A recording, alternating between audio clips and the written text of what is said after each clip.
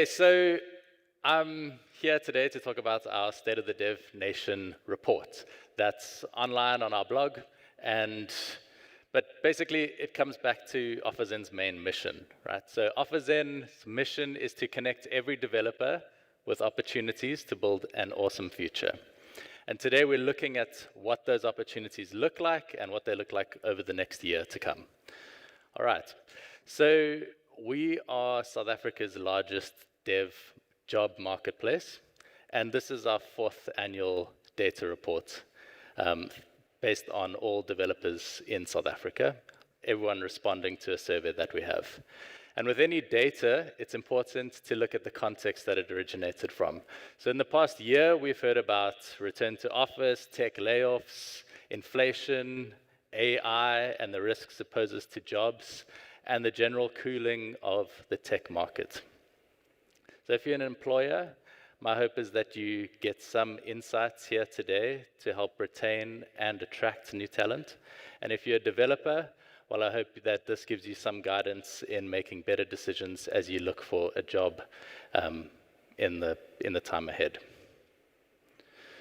Okay, my name is Nick. I'm the head of engineering at OfferZen. I've been there for 5 years now, just over, and I've been hiring different sorts of roles in different market conditions. And those roles include data roles, web development roles, DevOps, and management. And it's been really interesting to see these different fluctuations of the demand for developers and how that changes over the years. You can find me on LinkedIn, and outside of work, you can find me getting some fresh air, maybe on the mountains or in the sea. I work with a lot of talented people at OfferZen, and they really give OfferZen that electric feel where everyone is a part of something bigger and that everyone is on their own journey moving forward towards something. So I just wanted to give a quick shout out to say thank you, and you guys are the best. Over there and elsewhere. All right, and then we had a last minute change of speaker. So this was going to be delivered by Karen Botma, but she's one of our senior engineering managers. And unfortunately, she's pretty sick right now, so she couldn't actually make it. And in a sense, I guess this time it really is a bug and not a feature. All right, she's really impressive, jokes aside. She's really open to chat to people, so if you were looking forward to meeting her, please reach out to her on LinkedIn. She's very helpful, and yeah, it'll be great if you did do that. Okay, so many of you are probably wearing this sweater, or you were maybe lucky enough to receive one of these t-shirts after filling in our survey. And this is really just a big thank you to everyone here in the dev community. As much as OfferZen is a jobs platform, which is for devs by devs, so is this dev report. It is by developers and it's for developers, and it wouldn't be possible to put something like this together without everyone's input. So yeah, please see this sweater as a gift, and thank you for participating in the community. To you. Okay, there were 4,500 respondents, which is making this report the biggest of its kind on developer careers in South Africa, and that is just mind-blowing. So our mission here is to really help create a more inclusive and more transparent tech ecosystem. And what we're going to chat about today is exactly that. So first of all, just looking at the agenda, we're going to just do a little bit of an overview of the South African marketplace, then a bit of a throwback to, are we still in the hottest hiring marketplace? And basically what's happening there, what's going wrong there, and give a bit of an update. Next, to give you an insight into the hiring manager's mindset. And then all 3 of these topics should really help inform you of what your job search will look like in 2023. So that should set you up quite nicely for that. Okay, we've seen some massive changes in the tech landscape over the past year, the whole world around. I think you guys have seen the headlines. There's been many highs and also many lows. Right, so the biggest one is really about layoffs. This graph is looking at 3% of developers in South Africa were laid off. And I mean, that's incredible. It really shows the resilience of South African tech companies or people who are hiring developers. And we've escaped those mass layoffs that we've seen on the headlines. So that's really positive. It means that people have work and that we are still building things. We are building that future as developers. We are building towards that, even though maybe operationally it could be quite challenging. All right, but there is some bad news, is that the inflation headlines, we didn't quite avoid those. There's obviously that's eating into everyone's salaries. There's from load shedding to the war in Ukraine that is impacting our paychecks. And it's also impacting companies' budgets. So how much money they've got to spend on hiring or on just general tooling for developers or anything that is happening in their company. So let's see how this shows up in the data. When we look at developer salaries, and if we talk about real growth, in previous years, that has really, like the increase that people have been getting has been higher than inflation. And what we're seeing now is that from left to right on this curve, we've got the experience levels from junior to more experienced on the x-axis, and on the y-axis there is salaries. So what we're seeing is really that if we adjust salaries from last year by inflation, that amount is actually slightly higher than the 2023 salaries that people are getting. Okay, so that is really affecting earning potential and real growth, basically, in terms of what you're taking home at the end of the day and the buying power that that money has. If we look at the junior side, this could indicate that basically junior developers are getting better salaries. They are beating inflation at that rate. And to take a stab in the dark here, or just to take a guess at it, is that maybe companies are saying, yeah, there's experienced developers, but actually I'm investing in my people now. Maybe we can take a junior developer, upskill them, and get them to build the future with us.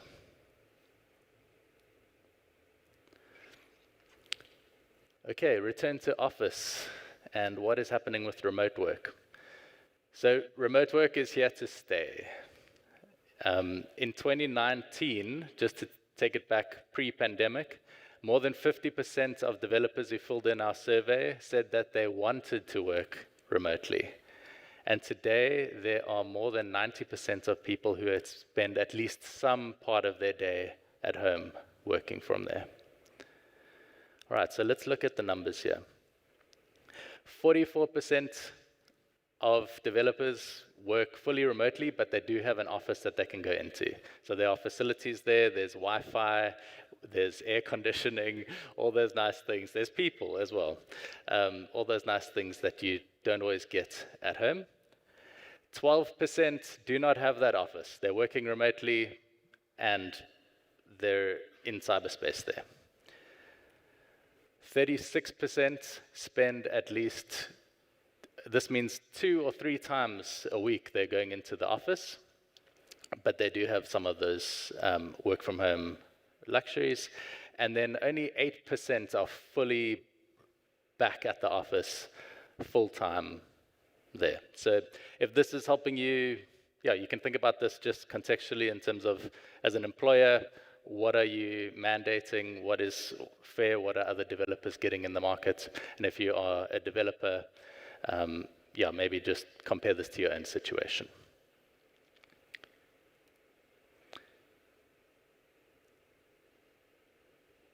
Big topic. The gender pay gap we have found is actually widening. All right, so I'm not going to stand here in front of you as a white male, minimizing and explaining away what's going into this. This is obviously a big headline, and it does affect many people.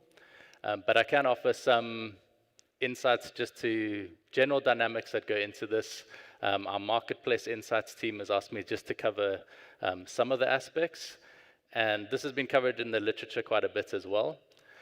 But if you are in a HR or people team role, and you are maybe an expert in this, please, I would encourage you to please keep this conversation going. Let's bring it up in the question time, explore some strategies and things that you're doing to help fight this. So if we look at this graph again from left to right, it is the male line, or male salaries are the orange and female are the blue. It is experience from left to right and salaries on the y-axis. What we're seeing is there is a gap in junior developers, and possibly this is a systemic issue of role models, where males are learning to code earlier than females. It's not as maybe exciting. I know when I was studying, there weren't a lot of females in my degree as well. And that doesn't need to be that way, but maybe there are some just social dynamics there. But those skills that people are picking up are compounding as they develop, and maybe that's impacting things. And then there's quite a lot of society pressure as well on the more senior end, that women bear the brunt of child-rearing responsibilities and might go out of the market for a few years. And then when they come back into the market, they're still pricing themselves at their old salary as well.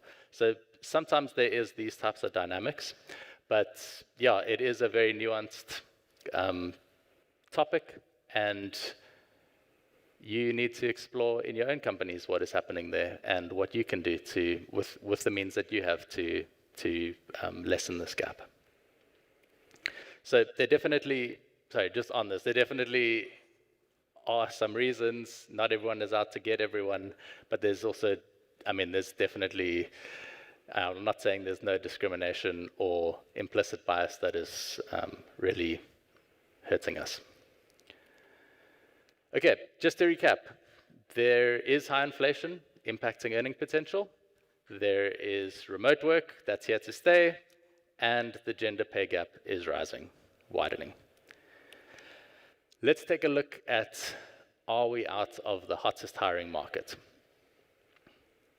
Last year, our CEO, Philip, covered this, and he was basically saying, developers are swamped. LinkedIn, you're just getting recruiters speaking to you the whole time, and what has been happening since there.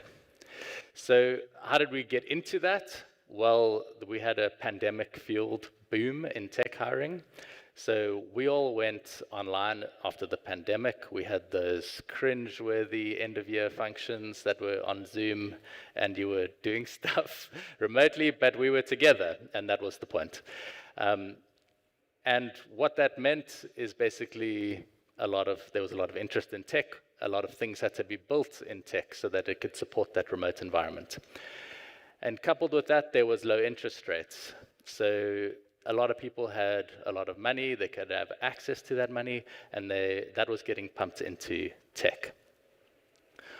All right, so money was cheap, we needed to build things, and we could also start hiring globally. So OfferZen went to Europe as well. We expanded into Europe, and there are companies there just hiring regular South African developers, and suddenly they've got access to another talent pool, which they never had before. So people were scrambling for developers. If we take a look at, this slide was actually from last year's presentation. It's just looking at hiring activity on OfferZen over the past 2 years, so it ends at January last year. So if we look at this graph from left to right, hiring activity started to dip where COVID was, and that was because people are still figuring out what is happening. They're trying to make a new plan, and a lot of people paused hiring for that time. But people started recovering, the graph starts going up. Everyone still took their December holidays, which are those two palm trees there. And that's when hiring activity really drops. Not many people are doing interviews between Christmas and New Year. But this trend is really going up and up and up. All right, so what went wrong? That's spoiler alert. So last year was tough in tech. People were recovering from the pandemic. It was one of our worst years outside of the 2008 and the 2000 tech bubble burst. So while we were still recovering from COVID, Russia invaded Ukraine. There was an energy crisis there. There was disruption of some trade routes, and that hit our inflation, also causing fears of recession. So money people were a little bit more frugal. Investors didn't want to make such big bets. They wanted to make safer bets on companies that are turning a profit and not necessarily just getting money to grow their revenue. Okay, so if we look at the tech companies, we saw the stock prices of big companies, Facebook, Amazon, Apple, Google, Microsoft, all of those did drop.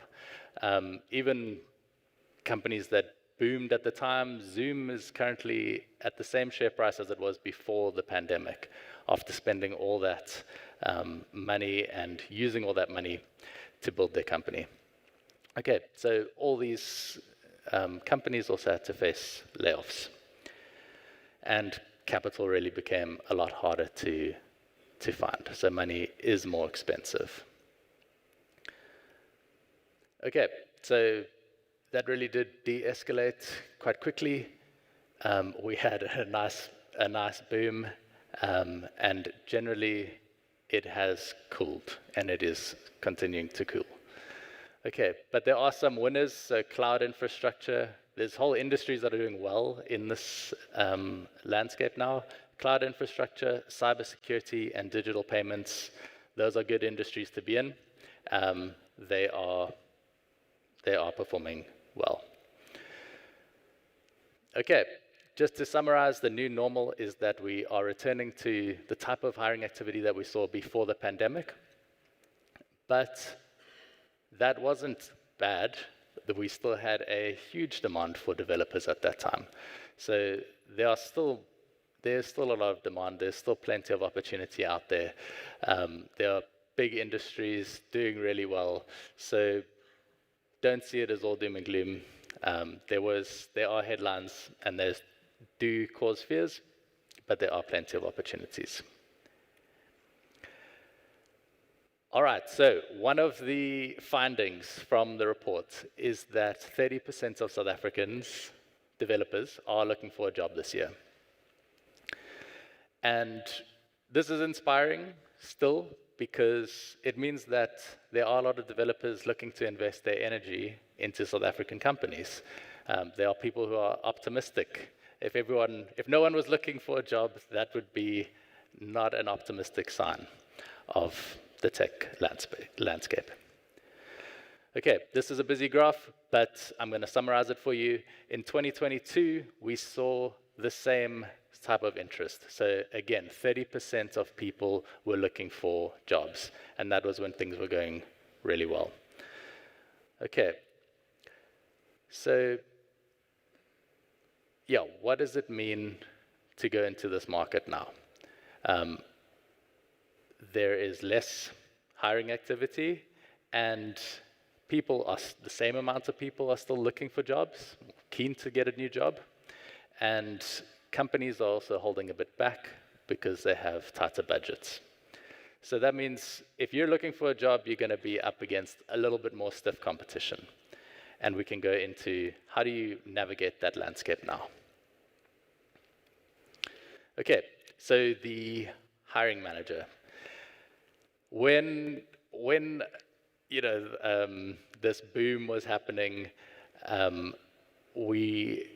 just speaking from own experience, I mean, we had funding, we had great revenue, and we had big plans to move towards the future. That was exciting. I mean, you could interview a person, you see the potential in them, you have this sort of energy about them, and you just want to go. And you can hire them, you've got a bit more flexibility in your budget. And yeah, times were very exciting. But now, what we are seeing is that there's a little bit more pressure on the hiring manager. You might not have your internal recruiter working as hard for you as you did before. And the cost of making a wrong decision at this point is a lot greater than it was before. Because maybe you had a big hiring pipeline, now you're trying to make a few smaller hires. Okay, so let's look at that. Just the hiring manager is a person too, and this really is just trying to give you some empathy into their world and what they're trying to achieve as well, and how you can come to the party. Okay, so companies are more strict when it comes to hiring. The budgets are tighter, we've mentioned that. There is more competition, so you're going to have to stand out and find ways to stand out. And then there are whole industries that are doing well. So whereas before, if you're looking for a job, you might really get some tunnel vision about a specific company. That might not be the best approach anymore. Rather look more broadly and say, what else is happening here? There are interesting companies that you might not have heard about that are doing amazing things. Okay, now coming to the party. The pajama mindset is out. So true story, developers were rocking up to interviews in their pajamas. That is tough when a hiring manager is sitting there thinking I really got to make this one hire, it's got to be right, and someone arrives in their pajamas. That gets a bit strange. Obviously, that was remotely. They didn't go to an in real life interview in their pajamas. Okay, so have a good internet connection. Do a little bit of prep on maybe your lighting. Wear a t-shirt. Doesn't always have to be a button-up t-shirt or a suit or anything like that, but just look presentable. And don't join on your phone. Get your laptop. Make sure the camera height is good. It's not looking very much up your jaw and your nose. And basically, from there, you're going to set yourself a little bit ahead of the pack. All right, so that's a top tip, at least. Pretty easy to get there. Just do that little bit of homework, and you're ahead of the game a bit. Now, the whole interview process, that is a whole assessment. So there's different steps, and you might see it as a candidate that you're interacting with one person and then you're interacting with another. But really, see this whole interview process as mattering. So from the moment you're speaking to a recruiter to the final offer and the way you negotiate that offer after the fact. Okay, so how do you do this? Well, take a look at the job spec. It's going to require a little bit of homework. And there's often quite a few lines there that read all the lines, because some of them you see okay, great, it's development. Maybe you care about testing, and there's a line there about testing. But there's also lines about communication skills and teamwork and action to bias. All right, so what you should do is just read those, and the secret, it's not really a secret, it's in the literature everywhere, but software is a team sport. So you can actually set yourself way ahead of people. If your technical skills are maybe not quite there, as good as other people, you can be ahead of the game just by being a team player, interacting with people, building on ideas throughout the interview process, and sharing your thinking. Okay, on to the tech assignment. There's a huge amount of drop-off on a tech assignment. So people send tech assignments out, they don't always hear back from people. So if you can ace the tech assignment, complete it, you are ahead of the game. And this really sets you apart. And you don't need to know everything. So where you don't know things, say so. That's normal life as part of working in a team. You aren't expected to know everything, but you will figure it out. If you ask clarifying questions, it shows that you're not going to be a remote developer who is maybe not understanding something and just sitting quietly at home without getting any support. So if you come to an interview and you're asking those questions, it does give your hiring manager some insight into how you think and how you will interact with the team on a day-to-day basis. If you're making a decision, explain the decision. Prove that you know why you're making that decision, not just because you saw it somewhere and maybe it was in a blog article. Just explore that a little bit more, or say that you don't know, but you've seen it. Okay, and obviously, ask ChatGPT for advice. Okay, what matters when the budget is tight is that you can tie your work to actual business value. So when you're spotlighting your own achievements and people are asking you things, speak to the value that it either created or the value that it saved for the company or the client.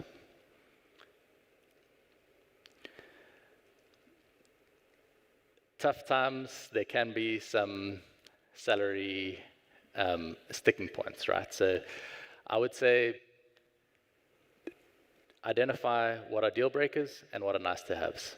It's not all about salary, and if something isn't a deal breaker, you can find creative ways to solve that, right? So, I mean, some obvious ones, remote work. Everyone talks about the commute that it saves, the petrol money it saves.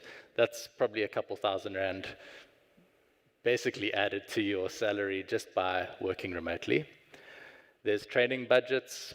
Sure, even maybe you can get a ChatGPT Plus subscription, or use the training budget so you don't have to buy it yourself. The company can buy that.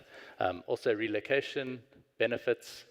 Those are all things where you can reduce the cost to yourself, put it on the company, and negotiate those. So it doesn't all just end up in the salary figure. You don't have to solve that. You can tell people what your deal breakers and your nice to haves are. Okay, just a word from Shara, Talent Advisor. Talent Advisor is obviously, well, if you don't know, OfferZen provides a talent advisor as part of the service, and they'll walk you through creating your profile, your CV, negotiating, setting your salaries, all of that. And Shara's been saying that people are just asking for more money when there are actual other things that are happening, right? So there's other costs of living and that, but it's sort of like an isolated decision or a calculation people have made themselves. But once you start unpacking that, you can find other ways to do it. Okay, so obviously salary is important. One piece of advice I can give is to set a range. So don't set a number, have a discussion around that. You can negotiate later, but you do risk pricing yourself out of the market from the get-go if you're just setting a number. Okay, let's jump into some insights from the report. If you're a Java developer, life is good. This is Spring and Spring Boot, very popular, and there are many opportunities there, followed by Next.js, some mobile dev with Flutter, and React. So life is good in these areas. You're doing well. Even if inflation is maybe eating into some of your salary, you're in a good space. You should breathe easy. Okay, niche languages are also doing really well, but they are hard to learn. and there aren't always many opportunities there. So it's hard to find a job in those, though if you do have those skills, you will probably be earning more than other people. So those are things like Go, Ruby, and Kotlin. Maybe consider adding it to some of your upskilling or side projects if you want. Okay, just to summarize, look at all your priorities, not just salary. Be adaptable, so set that range, negotiate, speak to people, create a conversation around it, and then prepare to negotiate. Okay, this is basically the end of the job sort of advice, but I did just want to say before we finish off that recessions do come and go. We are in a good space. It's not all doom and gloom out there, and I think it's worthwhile just to take a step back, look at the bigger picture, see where the trajectory is. All the trends are that software continues to eat the world and that we are in a good space. So we will weather this just fine, and yeah, look forward to chatting to you guys afterwards. Questions? Hi, my name is Richard Sitole. I work for Optimal Systems in Berlin, Germany. I have two questions, if I may. You had a slide about role changes. So what does role change mean exactly? Is it non-tech role to tech, so non-tech to tech? Or if so, what is the percentage change for tech to tech role changes? That's the first question. Secondly, how many SA devs immigrate overseas, and how do you plan to ward off the trend? I know I said two questions, but the third one, yeah, I have another one. You can take this offline if you are pressed for time. The question is, how does one transition from dev to a phenomenal hiring manager like yourself? That's it. Okay, so I don't have all the information. First thing I could say is there is a lot more to the report than what I've presented here. It is available on offerzen.com/blog. You'll see a download there where you can download the South African report or a Netherlands report, but there's a lot more in there. In terms of, so I'm not actually familiar with the percentage changes. Which slide was it for role changes? Just stop me when. Was it in the beginning?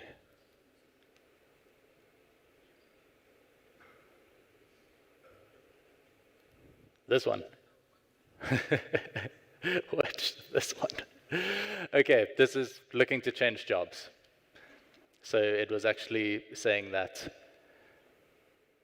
they're currently looking for a job or expect to be looking for a job within the next year. So that is 30% of the respondents from the survey will be in the market in the next year. So it's not roles within tech or from outside of tech into tech. Okay. Yeah, what are we doing about Netherlands and immigration and that? So from what I understand is that this is the market. This market is, our purpose here is to connect developers to those best opportunities and unlock that potential, basically. Whether it's in South Africa or whether it's overseas, the more access we can create, the more people can explore those opportunities that we're trying to make happen for people. So I'm not sure that we're probably not doing anything to combat or have a ethical sort of stance on this. That is the market. We are citizens of the world. All right, and yeah, just in terms of from a developer to a manager, yeah, let's take that offline. It's a big topic, but yeah, I just maybe just as a brief comment on that is, I have found that the shift in values that you have, so the one is around creating code and you authoring that code and starting to value seeing how other people can author that code and create things, and how you can make that possible for them. You can really multiply your capabilities into other people. That is really where it starts internally, and I guess the management nuts and bolts aspect of it are all skills you can develop. Cool. We had another question here. Is there any more tidbits or info you can speak to on the sort of cross-pollination of the Netherlands SA thing, or are they more separate in terms of hiring? So like, are there Netherlands companies hiring South Africans here? Are they performing that market, or is it still separate? Yeah, there are. So, I mean, some of those insights are the Netherlands is small. Recruiters bring a developer, they've seen that developer 3 or 4 times. They are looking for fresh and new talent pools, and I mean, they definitely believe that South Africans are, more than capable and have a good work ethic, all of the normal things that you hear about South Africans overseas. So there are different segments of the market. So some companies are looking for this sort of hyper-local, living in the Netherlands, employed in the Netherlands, and you're close by.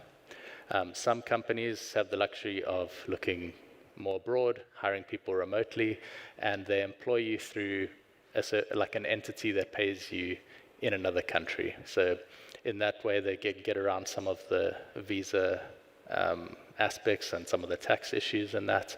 And then, some companies are looking to relocate people. So, I mean, I'm not sure exactly on the proportion of these amounts, but they're definitely these different segments. And they're there for sure. Oh, selected. Hi there, I'm Charles Roth. I work for a company called redher.io, doing cybersecurity recruiting. So a question for you, does OfferZen have any protocol in place? And it's a 2-part question. Do you have any statistics related to, and B, do you have any protocols or systems in place that can detect whether someone is running an interview process in order to get an offer just to renegotiate the existing package they have? I'm talking about literally people that are premeditated. They are running the process for the sole purpose of upping their existing salary. So yeah, 2 parts. Do you have any rough stats around something like that? And B, does OfferZen have anything that can detect that and manage that kind of situation? Okay, so I'll answer the second part first because I think it speaks to the data a bit. So OfferZen is really about creating these opportunities, finding those for people. It's not just a tool to,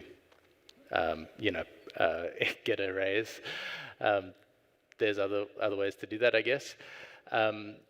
What we do is we spend a lot of effort getting candidates onto our platform, and we have brand promises to uphold to companies where that if they're speaking to a candidate, that candidate is actually looking for a job. So OfferZen, as much as it's a job marketplace, it's a high-intent job marketplace, and people have been sort of curated or vetted and asked a few questions to see that they are actually intending to leave the company and look for a new permanent job. So there's a number of processes there. There's, just drop off in general in terms of how complete your profile is. People do fall off because it does take some effort to fill in. We also have a curation team who look at every profile. And then with a talent advisor, there are questions there that really, it's hard to sort of, make it up or to prove, to say that you're doing something that you're not going to do, you're not going to follow through on. But there obviously are people who do get through that. So we do have quite a number of steps to sort of reduce that impact. And I think, there aren't any stats that I'm aware of, but I do think that erodes any sort of truth to whatever data we would get, because we are already influencing that. We're taking like active measures to reduce that from happening. Hi.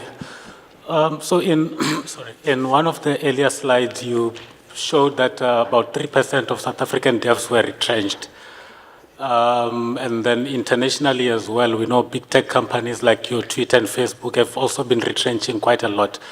Do you have some insights into how difficult or how easy it is for those developers that are being retrenched, are finding it to get other jobs?